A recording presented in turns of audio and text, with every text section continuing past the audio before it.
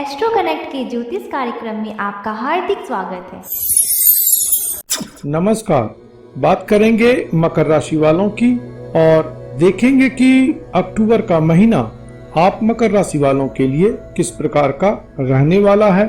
इस माह में किस प्रकार के शुभाशुभ बातों की संभावनाएं हैं और किस प्रकार के शुभ अवसर आपको इस माह में मिल सकते हैं, साथ ही किस प्रकार की चुनौतियों का सामना करना पड़ सकता है, इन सभी बातों को आगे हम देखेंगे। अक्टूबर के माह में कई ग्रहों की स्थिति में परिवर्तन हो रहा है और इसका जो प्रभाव है वह संपूर्ण जगत पर तो पड़ेगा ही, साथ ही आप मकर राशि वालों के जीवन के जो विविध पक्ष हैं, जैसे कि रोजगार, व्यापार, आय, लाभ, धन, संपत्ति, घर, परिवार, प्रेम, प्यार और वैवाहिक जीवन जैसी बातों के अलावा स्वास्थ्य और सुख शांति की जो बात है, इन सभी बातों पर इन ग्रहों का प्रभाव पड़ेगा। तो इसी की चर्चा ग्रहवार शुरू करते हैं और जहाँ पर आवश्यक होगा तो उपाय की भी चर्चा कर लेंगे। सबसे पहले बात करते हैं मकर राशि वालों के स्वामी ग्रह शनि की। शनि जो है वह आपके जन्म राशि स्थान से संचरित हैं। जाहिर है 7.5 का पीक टाइम चल रहा है, लेकिन इसमें कुछ कमी आएगी। इसके जो बुरे फल हैं, संताप है, वह कहीं न कहीं कम होगा। इसका कारण यह है कि अब देवगुरु बृहस्पति भी शनि के साथ में संचरित मकर राशि में ही रहेंगे। शनि जो है आपके जन्म राशि स्थान के स्वामी होने के अलावा धन भाव के भी स्वामी ग्रह हैं। तो धन विषयक बातों के लिए इस समय शनि का जो संदेश है वह स्पष्ट उनके दृष्टि के माध्यम से होता है कि अभी आप पराक्रम करते हैं तो आपके कर्म की सिद्धि होगी, काम में आपको सफलता मिलेगी, क्योंकि शनि की दृष्टि जो है वह आपके पराक्रम भाव पर है, व्यापार भाव पर है और कर्म भाव पर है। तो पराक्रम करना इस समय में बहुत जरूरी है। अगर आप आलस्य कर रहे हैं तो फिर शनि का यहाँ पर जो संचार है पीड़ित करेगा। शनि जब आपके जन्म राशि स्थान से संचरित हैं, तो ऐसे में आप जो है आलसी बन करके नहीं रह सकते हैं। आलस्य, प्रमाद, झूठ, कपट, इन सब बातों से आपको दूर रहना है। इस समय में जितना आप हार्ड वर्क कर सकते हैं वो आप करें। डेफिनेटली इसका रिवार्ड आपको मिलेगा और जल्दी मिलेगा। जब शनिदेव का संचार कुंभ राशि में होगा तब जो है सो इसका आपको रिवार्ड बहुत हद तक मिलेगा। इसलिए आप में धैर्य होता है, लेकिन अभी और थोड़ा सा धैर्य धारण करना है। शनिदेव का यह संकेत है आपके काम के लिए, प्रोफेशन के लिए, नौकरी के लिए, व्यापार के लिए, या अपना कुछ काम कर रहे हैं या करना चाहते हैं, तो इन सभी बातों के लिए शनिदेव का लगभग इसी प्रकार का संदेश आप मकर राशि वालों के लिए है। अब बात करते हैं देवगुरु बृहस्पति की। देवगुरु बृहस्पति जो है वह आपके व्यय भाव के स्वामी हैं, साथ ही पराक्रम भाव के भी स्वामी ग्रह हैं और यह आपके जन्म राशि स्थान पर नीच अवस्था में गतिमान है। चूंकि यह नीच के हैं, शनि के साथ में है, इसलिए कुछ फलों में कमी हो सकती है, लेकिन शनि का जो दृष्टि प्रभाव है यहाँ पर से वह आपके पूर्व पुण्य भाव पर जाता है और भाग्य भाव पर भी जाता है। इसके अलावा आपके जीवन साथी स्थान या जिसे हम व्यापार स्थान कहते हैं, वहाँ पर भी देवगुरु बृहस्पति की अमृतमयी दृष्टि जा रही है।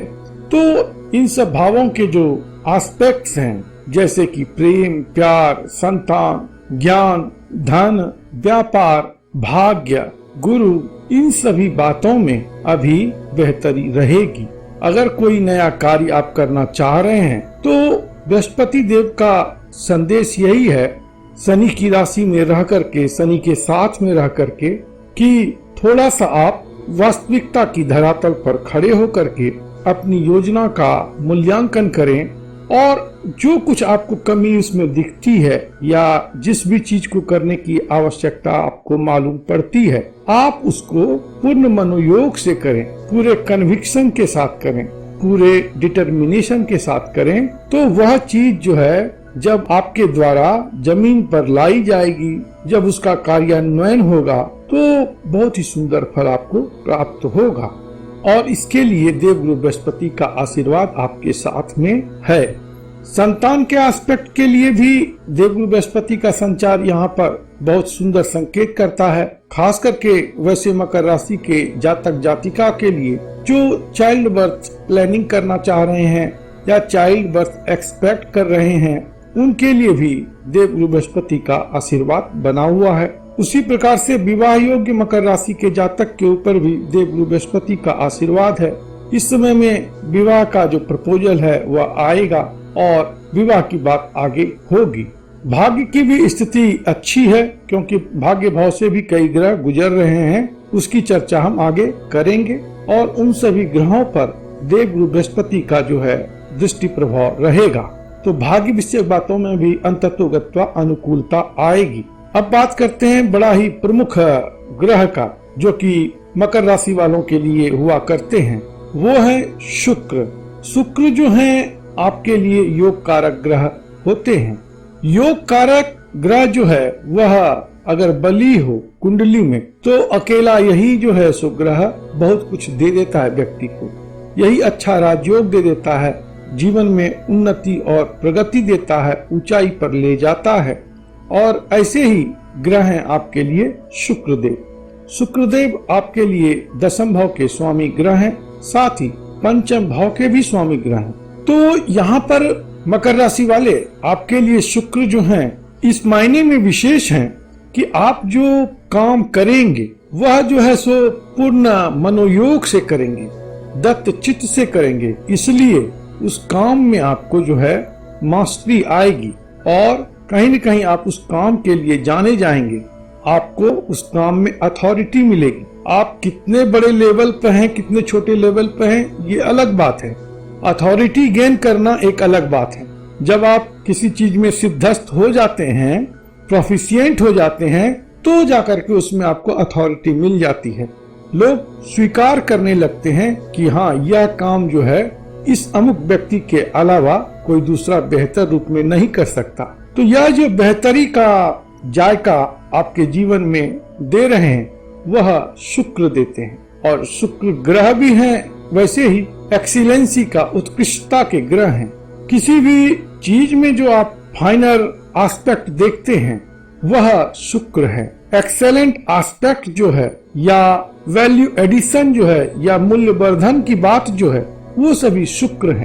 तो शुक्र का शुभ होना आप मकर राशि वालों के लिए तो बहुत ही जरूरी है। अगर यह ग्रह कुंडली में आपके लिए शुभ है तो कामकाज में तो सुगंध आ ही जाएगी। कामकाज का जो मूल्य वर्धन है बढ़ जाएगा, हाईली रिवार्डिंग होने लगेगा आप जो भी काम करेंगे। तो लगभग ऐसी ही स्थिति इस समय बनी हुई है। वो कैसे बनी है तो देखिए कि दशम भाव के स्वामी ग्रह शुक्र हैं और शुक्र जो है वह लाभ भाव से संचरित है। तो कर्म भाव के स्वामी के तौर पर उनका लाभ भाव से संचार यह गेनफुल टाइम को दर्शाता है। प्रॉफिट बढ़ता हुआ दिखता है। यहाँ पर लाभ, इनकम, इन सभी चीजों की बढ़ोतरी होती है और मन की इच्छा जो है उसकी पूर्ति का स्थान है लाभ स्थान, और वहाँ से शुभ ग्रह शुक्र संचरित है। तो संदेश यही है कि आपके मन की इच्छा पूर्ण होगी। लेकिन कुछ विडंबना भी है, वो यह है कि शुक्र जो है वह केतु के साथ में वहाँ पर संचार कर रहे हैं। तो इस कारण से कुछ चीजों में कटौती होगी, कुछ चीजों में डिले होगा, कुछ चीजों में फ्रस्ट्रेशन भी होगा। जैसे कि प्रेम प्यार की बात है तो उसमें हमेशा एक जैसी आनंददायी स्थिति नहीं रहेगी। कई बार स्ट्रेंड रिलेशन भी हो सकता है, नोक झोंक भी हो सकता है, बात टूटने की कगार तक भी पहुंच सकती है। इस प्रकार की संभावनाएं केतु के कारण से आपको मिलेंगी। और चूंकि पंचम भाव पर राहु देव संचरित हैं, हालांकि उच्च के हैं तो अच्छा है, लेकिन कंफ्यूजन क्रिएट करेगा, मिसकम्युनिकेशन क्रिएट करेगा आपके प्रिय व्यक्ति के साथ में आपका। तो यहाँ पर सचेत यही रहे कि किसी प्रकार की गलतफहमी की गुंजाइश नहीं रहे आप लोगों के बीच में। चाहे किसी प्रकार का रिलेशन हो, वैवाहिक जीवन हो, मित्र के साथ संबंध हो, तो क्लैरिटी रखा करें अपने कम्युनिकेशन में। जो आप कम्युनिकेट करना चाह रहे हैं कोशिश करें कि बिल्कुल ठीक वही जो है सो बात उनके तक पहुँचे। गैप ऑफ कम्युनिकेशन, मिसकम्युनिकेशन इस समय में आपके लिए अच्छा नहीं रहेगा। दूसरी जो अच्छी स्थिति है वह है आपके भाग्य भाव के स्वामी ग्रह के रूप में बुध की। बुध जो है वह उच्च के होकर के आपके भाग्य भाव से संचरित हैं। सुंदर बात है, इसलिए भाग्य विषयक बातें भी आपके लिए सहायक इस समय में रहेंगी। लेकिन बेहतर तब और हो जाता जब बुध देव वक्री ना होते। चूंकि यह वक्री हैं, इसलिए भाग्य विषयक बातों में या दैवीय सहायता की जो बात है उसमें उतार चढ़ाव की स्थिति रहेगी। इसके बाद बात करते हैं सूर्यदेव की। सूर्यदेव जो है वह 17 अक्टूबर तक आपके भाग्य भाव से संचरित होंगे, जहां पर बुध और मंगल का भी साथ उन्हें मिलेगा। तो पावरफुल कंडीशन है। लेकिन चूंकि अष्टम भाव के भी स्वामी ग्रह होते हैं सूर्य और मकर राशि के स्वामी ग्रह शनि होते हैं, तो ऐसे में सूर्य का प्रभाव जो है बहुत अधिक फेवरेबल मकर राशि वालों के लिए नहीं रह पाता है। तो इस कारण से नवम भाव में सूर्य के संचार के दौरान पिता विषयक बातों में थोड़ी चिंता हो सकती है। पिता के साथ आपका तालमेल बिगड़ सकता है, लड़ाई झगड़े की बात हो सकती है। आपके सीनियर्स जो हैं उनके साथ आपका रिलेशन बिगड़ सकता है। तो इन बातों के लिए आप थोड़ा सा सावधान रहें, क्योंकि इसमें कहीं न कहीं हो सकता है कि आपकी कुछ गलती हो जाए। उसी तरह से 17 अक्टूबर के बाद जो है सूर्यदेव वह आपके दशम भाव में संचरित होंगे। दशम भाव में सूर्य का संचार बेहद सुंदर होता है और यह संकेत करता है कि कामकाज में कहीं न कहीं अच्छी स्थिति रहेगी। लेकिन एट द सेम टाइम वहाँ पर यह भी एक चुनौती है या एक संकेत है सावधानी का कि आप अपने कर्म क्षेत्र में, अपने कार्य स्थल पर या अपने प्रोफेशन संबंधित बातों में कोई बड़ी गलती ना करें, क्योंकि इस समय में कोई गलती आपसे हो सकती है। कुछ लोग इस समय में गलत तरीके से पैसा कमाने का प्रयास करेंगे, खास करके कार्यस्थल पर। तो हो सकती है कि उनको इस गलती का खामियाजा भुगतना पड़े। तो इसलिए आप यहाँ पर बेहद सावधान और सतर्क रहिएगा। और कई बार तो ऐसा होता है कि कोई है कंस्पिरेटर और वह आपके पीठ पीछे कुछ न कुछ षड्यंत्र की रचना कर देते हैं और आप उसमें फंस जाते हैं, परेशान हो जाते हैं। तो एकाएक कार्य क्षेत्र में या कार्यस्थल पर कोई समस्या आ सकती है, तो थोड़ा सा आप यहाँ पर सतर्क रहते हैं तो बहुत सुंदर बात रहेगी। भाग्य भाव में मंगल और बुध का संचार है और मंगल बुध का जो ग्रह योग है वह वाणी दोष को कहीं न कहीं पैदा करता है और इस कारण से लड़ाई झगड़े की स्थिति उत्पन्न होती है।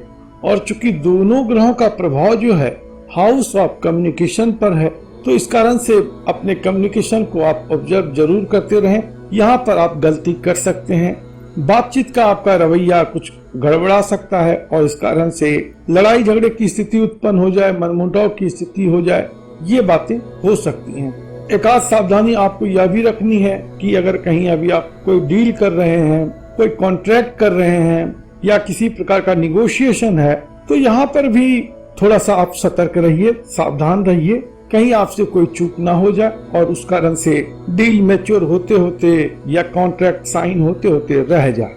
मंगल देव आपके नवम भाव से द्वादश भाव को देख रहे हैं और तृतीय भाव को देख रहे हैं। तो यह जो समय खंड है इसमें एक बड़ा सुंदर संकेत है उन लोगों के लिए जो लोग विदेश जाना चाह रहे हैं और इसके लिए उन्होंने वीजा अप्लाई कर रखा है। तो इन सब बातों में अंततोगत्वा सफलता मिलेगी। यह समय खंड उनके लिए भी अच्छा है जो लोग अपने प्रॉपर्टी को बेचना चाह रहे हैं या प्रॉपर्टी में इन्वेस्ट करना चाह रहे हैं। तो इन सब बातों के लिए भी ग्रह स्थिति अभी अनुकूल रहेगी। तो कुल मिलाकर के देखा जाए तो धीरे धीरे मकर राशि वालों के लिए ग्रह की स्थिति अनुकूल हो रही है और अक्टूबर का महीना इसी क्रम में औसत से बढ़िया होता हुआ प्रतीत होता है। यह समय खंड और आपके लिए बढ़िया हो, इसके लिए आप अक्टूबर के माह में गरीब लोगों की सहायता करें, गरीब भिखारी को खाने का सामान आप मुहैया करा दें, मंदिर में भी कुछ दान दक्षिणा करते हैं तो बहुत सुंदर बात रहती है और लक्ष्मी माँ का आप पूजन करें। इन सब बातों को करने से कहीं न कहीं समय की गुणवत्ता बेहतर होगी और इसका फल आपको कहीं न कहीं बेहतर प्राप्त होगा। प्रभु आप पर कृपा करें, आप स्वस्थ रहें, मस्त रहें और व्यस्त रहें। ओम नमो भगवते वासुदेवाय।